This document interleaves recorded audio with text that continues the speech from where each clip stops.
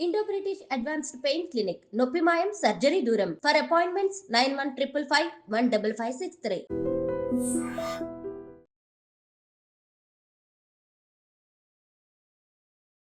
ఇవాళ మన guest motivational speaker family counsellor Madhavi గారు ఉన్నారు. వారితో మాట్లాడదాం. నమస్తే మేడం. నమస్తే మ్యామ్. సెన్సిటివ్ ఇష్యూ, ఒక బర్నింగ్ టాపిక్ ఏంటంటే అన్నమయ్య జిల్లాకు సంబంధించి ఒక కుటుంబంలో జరిగిన విషయం ఇది.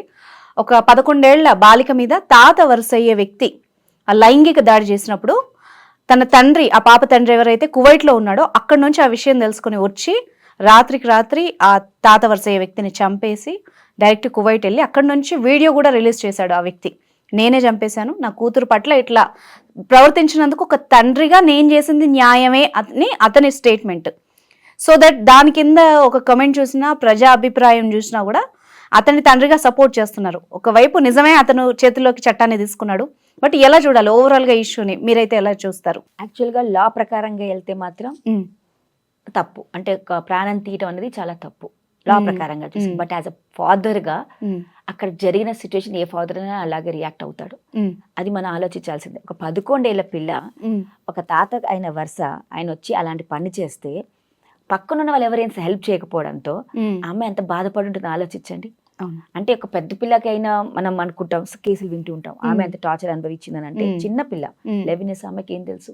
అలాంటిది ఒక ఎంత పెద్ద వ్యక్తి వచ్చి ఆమెను అంత టార్చర్ పెట్టాడంటే తప్పు కాదు. అక్కడ ఒక తండ్రి భావన అది. అంటే తన కూతుర్ని కాపాడుకునే ఒక ఆ సమయంలో ఏం చేయలేకపోయాడు. ఇప్పుడు ఏం చేయగలుగుతాడు? అంతే కదా, చేయవలసి ఏం చేయగలుగుతాడు? ఎవరైతే తప్పు చేశాడో ఎలాగో ఏదో కేసు అంటారు, ఇదంటారు, అదంటారు, మొత్తం నన్ను తిప్పి పెట్టి ఆ అమ్మాయి ఎండ్ ఆఫ్ ద డే చాలా రోజులు ఆగుతారు. బట్ ఆ తండ్రిగా అతని డిసిజన్ మంచిదే, వచ్చాడు, చంపేసి వెళ్ళిపోయాడు. దానికి అది శిక్ష తప్పదు, ఇవ్వాల్సిందే. అంటే మన యాజ్ హ్యూమానిటీగా చూసిన ఒక రకంగా మన లాగా ప్రకారంగా పోతే మాత్రం తప్పు. ఒక ప్రాణం తీసే అధికారం మనకు లేదు కాబట్టి అది ఒక రకంగా మన లాగా మనం మాట్లాడితే అది. బట్ యాజ్ అ పేరెంట్ గా తన పిల్లకి తన న్యాయం చేసిన అది మాత్రం 100% కరెక్ట్. ఎందుకంటే తన కూతురు దాన్ని కాపాడుకోవాలి. తన బాధ చెప్పినప్పుడు తండ్రికి, ఏ తండ్రికైనా బాధ అనిపిస్తుంది. ఇంకా ఆయన ఏం చేయగలుగుతాడు? అయిపోయినది అయిపోయింది. కానీ ఇప్పుడు తన కూతురికి ఆయన ఏం న్యాయం చేయగలుగుతాడు? కాబట్టి ఆయన చేసింది న్యాయమే, తనకు కావాల్సింది ఆయన చేసి వెళ్ళిపోయాడు. ఇంకోటి మనం ఏమనుకుంటాం, మీరు ఎన్నోసారి ఇలాంటి జరిగినప్పుడు ప్రజలు అన్నది నేను అనమ్మా ఎలా ఉంటది అంటే, ఏది జరిగినా దానికి ఒక రకంగానే మాట్లాడతారు. అవును, అలా చేశారంటే అలా ఎందుకు చేయలేదు, అలా ఇదే సిచ్యుయేషన్ అక్కడ ఫారిన్ కంట్రీస్ లో చేసే దుబాయ్లో చేస్తే నరికేస్తారు, చంపేస్తారు, మన దేశంలో ఏమి చేయరని అంటారు. అదే ప్రజలు చట్టాలని విమర్శిస్తారు. అవును, మళ్ళీ ఇక్కడ జరిగింది అనుకోండి, ఇక్కడ ఏమనేస్తారంటే కొంతమంది ఏమంటారు, చట్టం చేతిలో తీసుకున్నారు, ఇలా చేయొచ్చా అంటారు. అంటే చట్టం అనేది చేతిలో తీసుకున్నామా అని ఇంపార్టెంట్ కాదు. తన చట్టం ఆయన ఫాలో అయిపోయాడు అక్కడికి వచ్చి. అక్కడ అదే చట్టం కాబట్టి వచ్చాడు, తన పని ఇంకేం చేయలేడు. ఆయన పని కొట్టినా వేస్ట్ ఆయన్ని. సో అతని పని ఆయన చేసుకుని వెళ్ళిపోయాడు. యాజ్ అ ఫాదర్ గా తన కూతురికి జరిగిన అన్యాయానికి ఆయన కరెక్టే తీసుకున్నాడు. అక్కడ మనం తప్పు చెప్పడానికి ఏమీ లేదు. బికాస్ అదొక ఇంకా దానికంటే ఇంకా ఆయన ఏం చేయలేడు. ఎంత అరెస్ట్ చేసినా తిరిగి ఎండ్ ఆఫ్ ద డే ఈ అమ్మాయి పడ్డ బాధ, దీన్ని అడిగే క్వశ్చన్స్ అదే ఆలోచించండి. కోర్టులో రకరకాల క్వశ్చన్స్ వేసి ఆ పిల్లని ఇంకా బాధ పెడతారు. అవునా కదా? అవును, ఎలా జరిగిందా, ఏం జరిగింది, ఈవెన్ రిపోర్ట్ రాసే దగ్గర కూడా అమ్మాయి వాంగ్మూలం అంతా సేకరించినప్పుడు కూడా మళ్ళీ అన్ని అడుగుతారు. అలాంటప్పుడు ఒక పిల్ల అక్కడ టార్చర్ అనుభవించి ఇక్కడ టార్చర్ అనుభవించి ప్రతిసారి చెప్పి దాన్ని ఎక్కువ మీడియాలో చూపిస్తారు. అప్పుడు ఆ పిల్లకి రేపు ఫ్యూచర్ ఏంటి? అంటే నేనేమంటానంటే, ఒక అమ్మాయి అయితే జరిగింది అంటే దాని ఫ్యూచర్ అయిపోయినట్టుగానే మాట్లాడేస్తారు ప్రజలు కూడా. అవును, పబ్లిక్ లో అరే అమ్మాయి ఇలా అయిపోయింది, దీనికి ఇలా అయిపోయింది అంటే అయ్యిందేదో అయింది, దీని తర్వాత ఏం చేస్తే బెటర్. అందుకని అది రాకుండా ఉండాలని చెప్పేసి ఆయన పని చేసి వెళ్ళిపోయాడు. ఏం చేస్తాడు? ఇంకా తన కూతురుని కాపాడుకున్నాడు. ఆయన ఇలా కాపాడుకోలేకపోయాడు. ఇలానే తన కూతురికి న్యాయం చేయాలనుకున్నాడు, చేశాడు. అది కూడా మంచి పని. ఏం చేశాడు? చెప్పకుండా అక్కడికి వెళ్ళి తన చేసింది ఒప్పుకున్నాడు కూడా. Good thing. సో దాంట్లో మనం తప్పు అనడానికి ఏం లేదు. అంటే ఒక సిటిజన్ గా ఆయన మంచి పని చేశాడు, యాజ్ ఒక ఫాదర్ గా కూడా ఒక మంచి పని చేశాడు. ఈ విషయంలో ఇంకొకటి ఏంటంటే, ఈ ఇన్సిడెంట్ జరిగినప్పుడు ఎవరైతే తల్లికి చెప్పుకుందో ఆ పాప, ఆమె సంబంధిత అధికారులు పోలీసుల దగ్గరికి వెళ్ళి ఒక రిపోర్ట్ ఇద్దామని ప్రయత్నించినప్పుడు కూడా సరిగ్గా అధికారులు రెస్పాండ్ అవ్వలేదు. ఆ విషయం కూడా ఆయనకి చెప్పడం వల్ల ఆయనకు అంత కోపం వచ్చి అతను ఆ పనికి ఒడిగట్టాడు అని ఆయన చెప్తున్న వర్షన్. ఆయన పిన్ టు పిన్ చెప్పాడు. అంటే ఆ కూతురు పడ్డ బాధని ఒక తండ్రిగా ఆయన చెప్తుంటే అతని మొహంలో ఒక రక్తపు చుక్క కనిపించలేదు.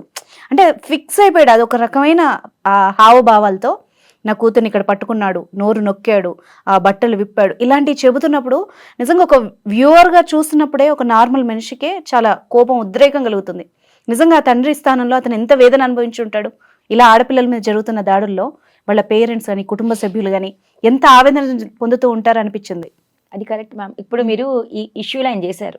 ఇప్పుడు మన దాంట్లో ఎన్ని కేసులు ఉన్నాయి ఒకసారి ఆలోచించుంటే, రీసెంట్ ఒక కేసు అయింది, మనకు తెలుసు, మహబూబ్ నగర్ ఆ ఏరియాలో ఆ డాక్టర్ అమ్మాయిని రేప్ చేసి కాల్చి చంపేశారు. అవును, వాళ్ళు కూడా ఏదో ఎన్కౌంటర్ చేశారు అనుకో, కానీ వాళ్ళు ఉండుంటే ఆ తల్లిదండ్రికి ఉన్న బాధ ఎంత ఉంటుంది చెప్పండి. ఒక ఈడొచ్చిన పిల్ల రేపు మాపు మ్యారేజ్ అవుతుందో, లేదా మంచిగా ఉద్యోగం చేసుకుని బాగా మంచి డాక్టర్గా పేరు తెచ్చుకున్న పిల్లకి అంత జరిగినప్పుడు, అక్కడ చేసినప్పుడు అప్పుడు కూడా తప్పు చెప్పారు చాలా మంది, అక్కడ ఇలా జరగాలి అలా జరగాలి. అంటే ఎక్కడ చేసినా ఒక తప్పు జరిగినప్పుడు యాజ్ అ పేరెంట్స్ గా వాళ్ళు ఏం చేయగలుగుతారు? వాళ్ళు కూడా పోలీస్ అకార్డింగ్ టు రూలే వెళ్ళారు కదా, వాళ్ళకి ఏం వచ్చింది? చాలా టైం పట్టింది. బట్ ఆ ఇన్స్పెక్టర్ మనం ఆ పర్టికులర్ ఎన్కౌంటర్ స్పెషలిస్ట్ ని మనం దండం పెట్టాలి, ఎందుకంటే వెంటనే ఆయన క్లోజ్ చేశారు, అద్భుతంగా చేశారు ఆయన అయితే. అంటే ఎలా జరగాలి అలాగే చేయించారు ఆయన. అంటే అలా చేసినప్పుడు కూడా మనకు చాలా మందిని వాళ్ళది తప్పు అనేస్తారు. కానీ తప్పు ఎందుకు? On the spot decision is very much important. ఇలాంటి ఇష్యూస్ కి ఆన్ ద స్పాట్ తీసుకుంటేనే న్యాయం చేసినాడే ఇలాంటి తప్పులు జరగవు. బట్ ఎప్పుడైతే ఇలాంటి తప్పులకి మనం న్యాయంగా నెమ్మదిగా వెళ్తామో వేరే వాళ్ళు కూడా మనం ఆస్కారిస్తాం. ఈ మధ్య పీరియడ్ లో కూడా చాలా జరిగిపోతాయి. అవునా కదా? మీరు ఆలోచించి ఈ అమ్మాయి ఇష్యూ అయిన వెంటనే మళ్ళీ చూడండి ఎంతో మంది కేసెస్ మళ్ళీ ఫైల్ చేయడం మొదలవుతారు. భయం, అమ్మయ్య ఇలా జరిగింది కాబట్టి ఇప్పుడు మేము కూడా బయటకు వస్తే బాగుంటుంది అన్న రకంగా చాలా మంది మళ్ళీ బయటకు వస్తారు, పేరెంట్స్ కూడా. అంటే ఇది ఎక్కడో చడుగా ప్రతి చోట జరుగుతోంది. కానీ చాలా మంది చెప్పలేక సొసైటీ వాళ్ళు ఏమంటారో, మీరు అన్నట్టు ఇందాక అధికారుల దగ్గరికి వెళ్తే కొంతమంది చాలా సీరియస్ గా తీసుకుంటారు, పోలీసు వాళ్ళు చాలా తొందరగా యాక్ట్ చేస్తారు. కొంతమంది చాలా ఆలోచిస్తారు, అవసరమా ఏంటి, రకరకాల క్వశ్చన్స్ వేసి దాన్ని ఎలాగా మనం, బికాస్ అక్కడ ఉన్న పబ్లిక్, ఇప్పుడు ఆ పెద్ద ఆయన ఆ ముసలాయన దగ్గర చాలా పలుకుబడి ఉందనుకోండి, పోలీసులను కొన్నాడు అనుకోండి, ఏమైనా జరిగితే ఎవరి జీవితం వాళ్ళదే కదండి ఇంపార్టెంట్. కాబట్టి ఆ కేసు కొంచెం అటు ఇటు అయిపోయి ఉంటే ఈ 11 ఏళ్ల పాపకి ఎంత అన్యాయం జరిగేదో ఆలోచించాలి. అవును, సో మనం అది ఆలోచించాలా వద్దా, అది ఇంపార్టెంట్. కాబట్టి ఒక తండ్రిగా ఆయన చేసింది నేను తప్పను. ఏ తండ్రి నా సమయంలో అనుకుంటారు చేయాలని, బట్ ఆయన చేసి చూపించాడు, అంతే తేడా. ఆయనకి తెలుసు రేపు నేను ఇది చేస్తే నేను జైలుకి వెళ్తే నా లైఫ్, నా పిల్లల లైఫ్ ఏమవుతుందో అని. బట్ దీనికంటే దారుణం ఏం కాదు కదా అనుకుని ఉంటారు. కాబట్టి ఆయన చేసిన step according to as a father గా, అంటే ఒక మనం లాని మన చేతిలో తీసుకోకూడదు. రేపు నేను ఆయన జైలుకి వెళ్తే మన పిల్లల్ని ఎవరు చూసుకుంటారు, అది కూడా ఒక పెద్ద ఇష్యూ, అది ఒక పెద్ద కాన్సెప్ట్. బట్ దాన్ని కొంచెం ఆలోచించి దాన్ని మనం అంటే కోర్టు ఎలా తీసుకుంటుందో నిర్ణయం అది వాళ్ళు బట్టి. బికాస్ ఇది ప్రాణరక్షణ అనుకుంటాం, మనల్ని మనం కాపాడుకోవడానికి ఒక తప్పు చేసినా దాన్ని తప్పు అన్నారు.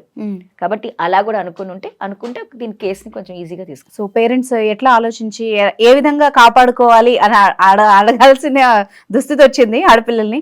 ఎలా ఉండాలి అంటారు? ఆడపిల్లల్ని మనకి ఎలా ఉండాలని చెప్పకూడదు, అది మనకేం చెప్పడానికి లేదు. ఈ 11 ఏళ్ల పిల్లని మీరు ఎలా ఉండాలని చెప్పాలి చెప్పండి? అవును, ఇప్పుడు ఒక అమ్మాయి బట్టలు ఇలా కట్టుకుంది అందుకని ఇలా జరిగిందని కేసులు వేస్తారు కదా. ఈ 11 years పాప ఏం చేసి ఉంటుంది చెప్పండి? అంటే మనం కట్టే బట్ట కూడా చాలా ఇంపార్టెంట్, నేను కాదంటాను, అది మన కాన్సెప్ట్ వేరే. బట్ కొంతమందికి ఏమవుతుందంటే ఈ ముసలి వాళ్ళు ఉంటారు కదా, వీళ్ళందరికీ ఏమవుతుందంటే ఒక వయసు వచ్చాక మగవాళ్ళకి ఉంటుంది, వాళ్ళకి కోరికలు చావు. ఎవరైతే ఇలాంటి వాళ్ళు భరించగలుగుతారా, చెప్పలేకపోతారా, అలాంటి వాళ్ళని వాళ్ళు టార్గెట్ చేసుకుంటూ ఉంటారు. అయితే ఒక ఆడపిల్ల చిన్నపిల్ల దానికి ఏం చేయాలి? తాతగారు అంటే తాతే, అవునా? ఇప్పుడున్న సమాజంలో అమ్మ నాన్నతోనే భయపడే రోజులు వస్తున్నాయి. ఇప్పుడు అమ్మతో అంటే నాన్న తమ్ముళ్ళు అన్నిటితో మన కేసులు చూస్తున్నాం. అరే ఒక తాతతో కూడా ఇప్పుడు భయపడాల్సి వస్తుంది, అది కూడా జరిగే మనకి. అంటే ఒక తాతగారు ఉన్న వయసుతో అమ్మాయి అంత క్లోజ్ గా ఉంటే ఆయన ఇలా చేశాడు అంటే మీరు ఏం చెప్పాలి? అమ్మాయిని ఇలా ఉండాలని మనం ఏం చెప్పాలి? అంటే ఎంతకాలం మనం నువ్వు ఇలా ఉండాలని ఎందుకు గీయాలి ఒక ఆడపిల్లకి? అవును, అంటే she don't have any freedom. అంటే ఒక నవ్వుతూ మాట్లాడిందంటే షీజ్ రెడీ, నవ్వుతూ ఫ్రెండ్స్తో వెళ్ళిందంటే షీజ్ రెడీ. మనం ఎన్నోసారి చూస్తాం, ఆమె నవ్వుతూ మాట్లాడింది, నాతో నవ్వింది కాబట్టి నేను అలాంటిదే అనుకున్నాను అంటాడు. అంటే నువ్వెవరు అనుకోవడానికి ఆ మాట? అంటే నవ్వినా నువ్వు కూడా నవ్వావు కదా, అంటే నీకేం లేదు, నువ్వేమైనా చేయొచ్చు. ఒక అమ్మాయి నవ్వింది, చక్కగా నవ్వుతూ బయటకు వచ్చిందంటే ఈమె క్యారెక్టర్ లెస్, లేకపోతే ఈమె ఏమైనా చేయొచ్చు అన్న ఫీలింగ్ ఈ కాలం అబ్బాయిలకి మైండ్ లోకి వచ్చేస్తాం. అది కూడా మనం చూడాలి. ఇక్కడ మీరు 11th year అమ్మాయిని అంటే అమ్మ నువ్వు ఇలా ఉండు, ఇలా కూర్చో, కాలు దగ్గర పెట్టి కూర్చో, అదొక ఎంత ఇన్సెక్యూర్ లైఫ్ వాళ్ళకి. ఆడుతూ పాడుతూ బతకాల్సిన టైంలో ఆడపిల్లలకి మనం అలా బతకలేదా? మనకి ఇది ఇన్స్ట్రక్షన్స్ పెట్టారా? అవును, అంటే వాళ్ళు మారరు, మనం మారాలి. అదే ఆడపిల్లలు మారు నువ్వు ఇలా ఉండాలని చెప్తున్నాను తప్ప, ఒరే నువ్వు మారు ఫస్ట్, నీ ఆలోచన విధానం మారు. నువ్వు ఒక తాతవి, నువ్వు ఒక మగాడివి అన్నవుగా, ఇది కాదురా నీ మగతనం చూపించేది. You have to prove your self. నువ్వు చేసే పనులు మంచిపోయిన తెచ్చుకో, అంతేగాని నీకు తెలియని వాళ్ళకి, చిన్న వాళ్ళని, పెద్దవాళ్ళని నువ్వు రేప్ చేసుకుని నువ్వు మొగాడవన్నట్టు చూపిస్తే రాంగ్. అంటే తనకున్న కోరికలు తీర్చుకున్నాడు ఆ ముసలాయన, అంతకు కంట్రోల్ చేసుకోలేకపోతున్నాడు ఆయన. అంటే మనం అంటే ఒక సొసైటీలో ఎలా నేర్పించాలి మన వాళ్ళకి, పెద్దవాళ్ళతో ఎలా ఉండాలో కూడా ఇప్పుడు పిల్లలు చెప్పాల్సి వస్తుంది. ఇప్పుడు మనకి ఇప్పుడు మీరు అన్నది అమ్మాయిదే, కానీ చాలా చోట్ల అబ్బాయిలతో కూడా ఇలాగే జరుగుతుంది. సో అన్నది ఏంటంటే మెంటలీగా మనుషులు ఎంత సైకో తయారవుతున్నారో, అసలు ఇది ఒక నీడ్ అయిపోయింది వాళ్ళకి. మనం ఒకప్పుడు ఏంటంటే నీడ్ వాంట్స్ అంటాం, ఒక వాంట్ అంటే ఇంక కోరిక తీర్చుకోవాలంటే తీర్చుకోవాలి, వాళ్ళు చిన్న పెద్ద అవసరమే లేదు. సో అది మనం ఇప్పుడు మీరు 11 ఏళ్ళ పిల్లకి ఇలా ఉండాలి, 20 అమ్మాయి ఇలా ఉండాలి నేను చెప్పడానికి కాదు, పక్క వాళ్ళు కొంచెం తెలుసుకోవాలి సొసైటీలో. ఇంకోటి ఏంటంటే కొంచెం మనం చూసేటప్పుడు న్యాచురల్లీ మనకు బిహేవియర్ తెలిసిపోతుంది పెద్దవాళ్ళు ఎలా ఉన్నారు అనేది. దాని తగ్గట్టుగా పిల్లలు కూడా మనం కొంచెం అవగాహన చెప్పాలి. అంటే ఇక్కడ ఒక పెద్ద మనిషి అయ్యే లోపల కొంచెం bad touch and good touch కొంచెం కంపల్సరీ చెప్పాలి పిల్లలకి. ఎందుకంటే కొంతమంది పిల్లలు తెలియదు, అలాంటప్పుడు ఎక్కడైనా వాళ్ళకి బ్యాడ్ టచ్ అని తెలిసినప్పుడు వాళ్ళు దాని తగ్గట్టుగా వాళ్ళు ప్రివెంట్ చేసుకోగలుగుతారు. కానీ మనం ఏం చేస్తామంటే ఆ టచ్ అంటే తాతగారే కదరా, పిల్లలు చెప్తారు.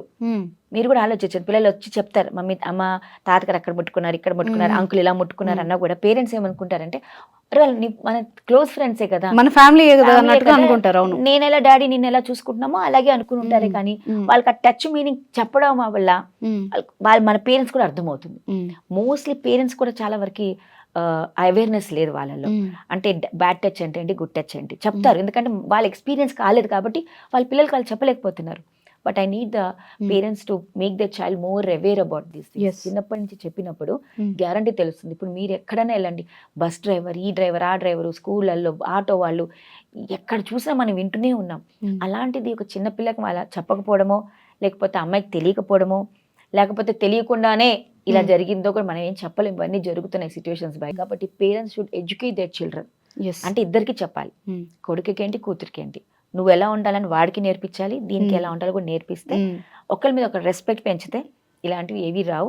మనం ఎవరితో మూవ్ అవుతున్నాం అనేది చాలా గమనించాలి. మన పిల్లలు ఎవరితో ఉంటున్నారు, ఎక్కువగా మనం ఏం చేస్తాం, పెద్దోళ్ళు ఉన్నారు వదిలేస్తాం మనం. ప్లీజ్ ఇప్పుడు మనం చెప్పడానికి కూడా లేదు అలా అని చెప్పేసి అందరినీ అనుమానంగా కూడా చూడొద్దు.